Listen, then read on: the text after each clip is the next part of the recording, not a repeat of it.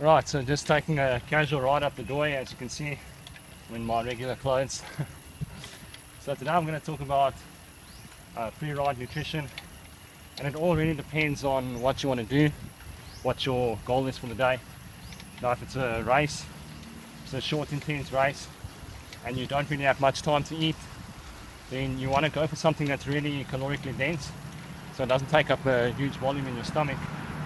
And the best thing that comes to mind, let's wait for the cars. The best thing that comes to mind is something like dates or sugar. They pack a really high caloric density. Dates are about 2.7 calories per gram, whereas sugar is 4 calories per gram.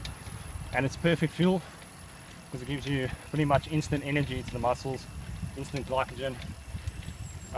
What won't be a good idea is if you eat something that's high in fat and protein, because that takes a relatively long time to convert into sugar for your muscles to use. So you want to stock up well before a race. It also depends how long it is. If you're doing something 2 hours, you don't need that much fuel.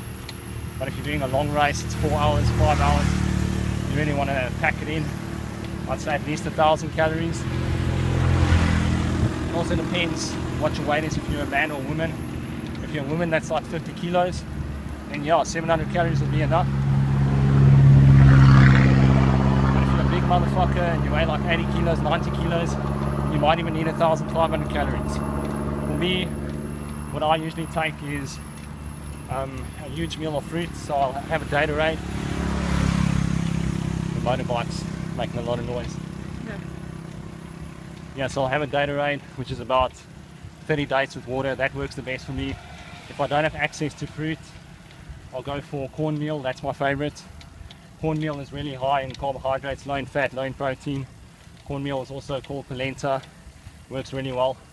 But you can experiment what works for you. Any fruit will really work well. Bananas work well. Something that's calorically dense will do the trick.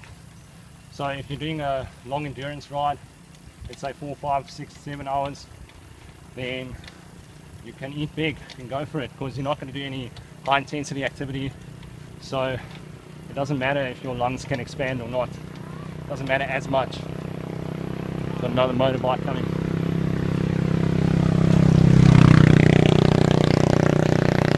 And also, if you have the luxury to eat 2 or 3 hours before a race, then that's the best time to eat, especially if you want to eat a lot of food. Then you can obviously cram it in, because by the time you start the race, your body will have digested it and you'll be good to go. During the race, you want to take something like sugar water, dates, or actually just something that you enjoy. Also bear in mind that it mustn't be too high in fat and protein, because you want to get it to muscle glycogen as quickly as possible, and obviously fat and protein take a long time to convert. So that's really all there is to it. Sugar and fruit is the easiest way to go.